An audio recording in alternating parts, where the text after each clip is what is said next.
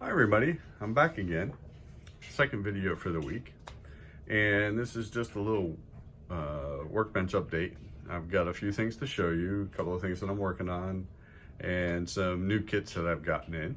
So try not to make this too long, but I thought I'd just start off and show you guys what I've been working on. First off is this 1/9 or 1/6 scale, bust. Fortunately, I can't remember where I got it. But essentially it's just a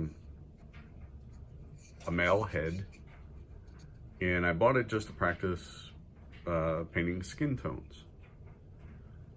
So, and hair and things like that. What I've done differently with this one is I've decided to use a very limited palette, and I decided to use the Zorn Palette. So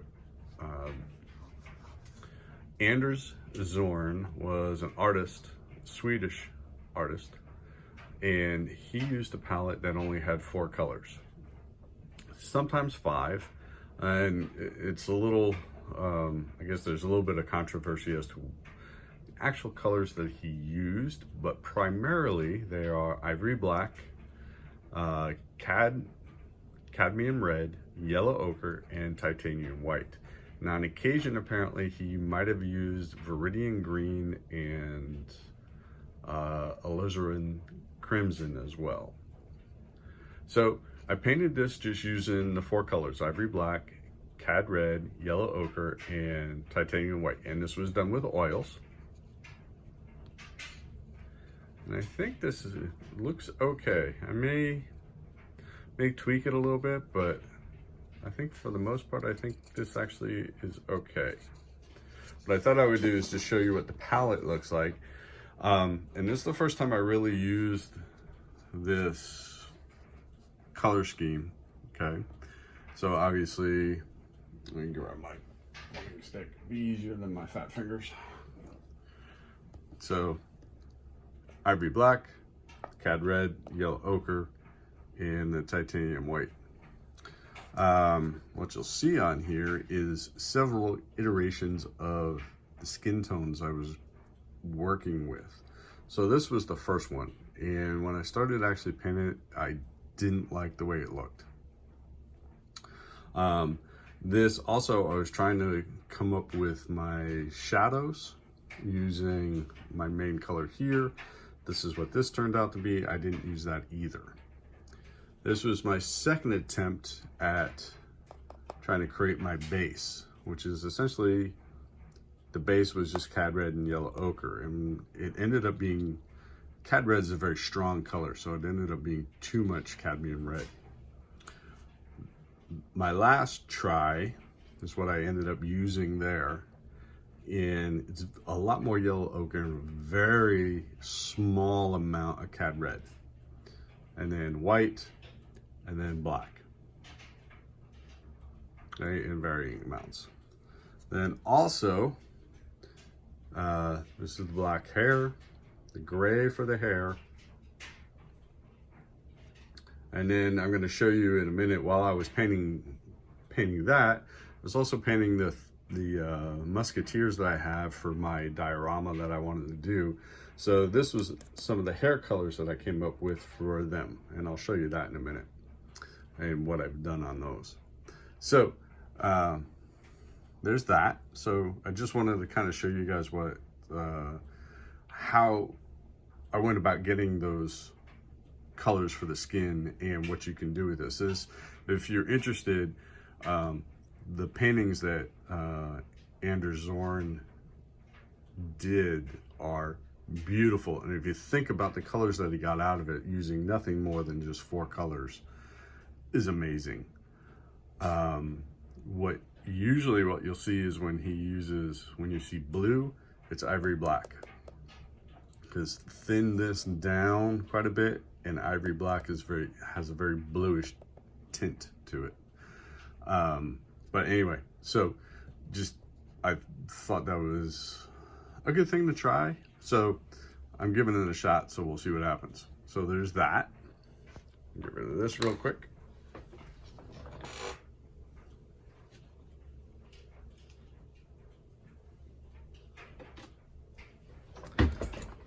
Oops, sorry, hit the camera. Okay, so also started working on the figures for my diorama for the Musketeers. So this will be one of the bad guys that approaches the Musketeers and ready for a fight. Again, I used the same skin colors that I made up on the oil palette and the hair colors for these guys. So everything that you saw with the 4-color palette for skin and hair went on these as well. So there's that. This is Porthos.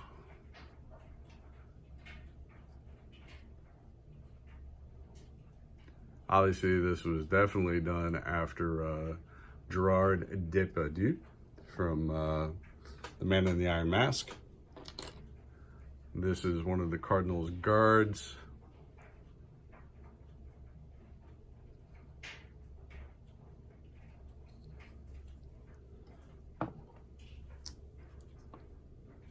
This is Athos.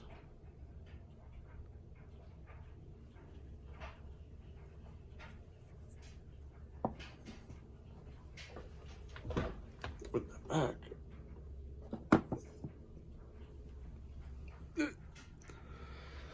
Reaching around the camera isn't always fun. Okay, here's Aramis.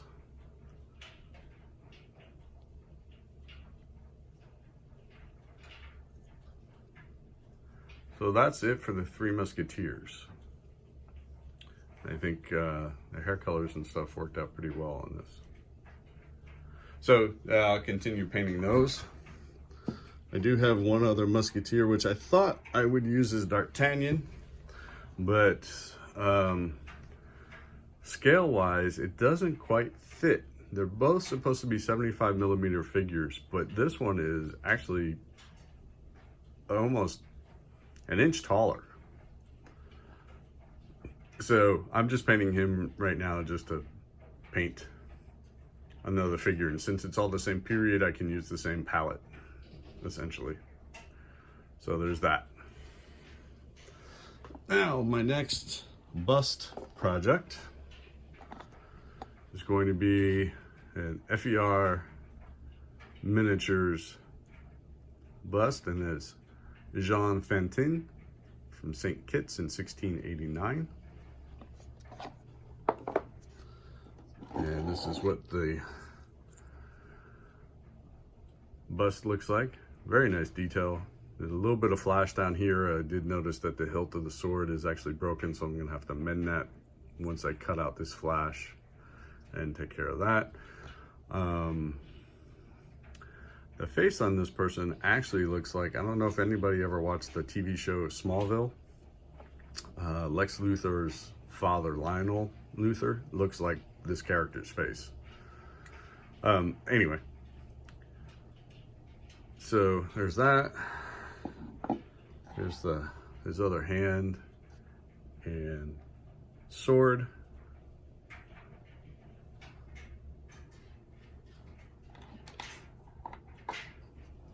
This other arm. Really nicely done. Not a whole lot of flash, little casting plug I gotta cut off there. And his hat. Again, a little bit of a casting plug there that just needs to be sanded. But a nice sculpt. So there'll be that. Now, also, museum that I've been working on. I'm almost done with the pieces that I want to put in it. And one of the other things that I had purchased from Little Big Man Studios, or Big Men Studios, was some of their banners. Because I thought maybe what I would do is I would put them into the museum as well. And this is from their Viking range. These actually turned out really, really well. And what I did with this, instead of putting it on paper like it suggested, I used aluminum foil. and I did not prime the foil, so this just went and stuck to the foil itself. And then, you know, wet the back of the paper on the back of the transfer, slid that off, waited about 12 hours or so, and then I went and I glued the two pieces together onto essentially a staff flagpole. And then I'm gonna mount this somewhere in the museum like this, but it'll probably end up being attached to this one, which is also a Viking banner. And I like the idea of the aluminum foil because it allows you to really mold it a whole lot easier than paper. And it holds its shape a whole lot better than paper. So I may do that from now on for my other flags that I have and just try it and see how that works. But anyway, again, this was mounted directly onto the aluminum foil, was not primed. They do suggest that you prime it. I did not do that, and I think it actually turned out okay. So there's that. Okay, next thing. So I bit the car bug pretty hard. So I'm gonna do this in the next couple of weeks. This is AMT 1940 Ford Sedan.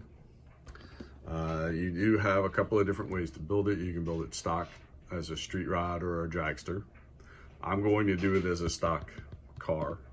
I actually like this style of car. It reminds me of Humphrey Bogart movies, you know, and you know, Casablanca and all those kind of things. So I'm going to do this in, you know, the normal style.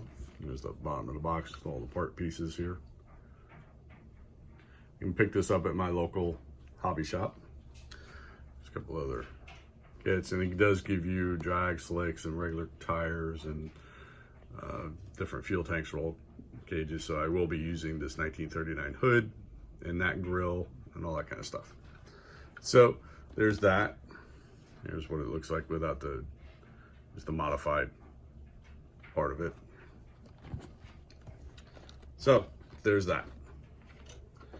And I also got this in the mail.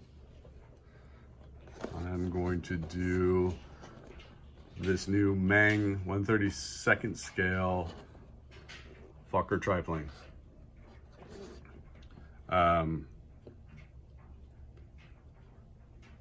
This is a, I guess Meng did all the casting work for wingnut wings. So this is basically a wingnut wings kit, or at least, you know, the body and wings and all that kind of stuff and all the detail. Since wingnut wings is kind of out of business, but I thought I would do this kit in the next month or so or something like that. And I'm not going to do it as a Red Baron. I'm going to pick something else. Everybody does a Red Baron. I'm going to do something different. Haven't figured out what yet. But anyway, gang, so that's really all I have. I hope everybody's having a great day. I'd like to thank all my subscribers and for tuning in, and also to anybody new who's picked up on the channel. Appreciate it. Thank you for stopping by. I hope you like the content. Hopefully I can keep it interesting. And I just want to wish everybody a wonderful, safe weekend, and I will talk to you all soon. Bye.